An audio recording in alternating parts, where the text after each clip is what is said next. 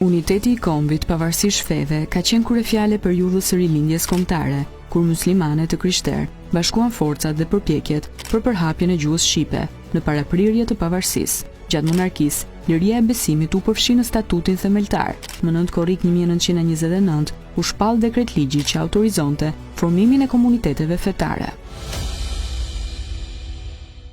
Sipas dekretligjit, çdo kush gëzonte lirinë e besimit, të garantuar në artikujt 5 dhe 203 të Statutit të Mbretërisë. Formimi i komuniteteve kishte për qëllim të vetëm ushtrimin e lirisë së ndërgjegjes, organizimin dhe lartësimin e besimit përkatës.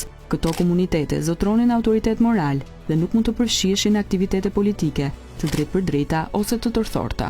Me vendosjen e regjimit komunist, u përshkallëzua një fushatë e përndjekjes së klerit, në saj të një sulmi sistemik në media dhe në kinematografi, me qëllim përdosjen e figurave të besimit dhe propagandimin e linçimit të tyre.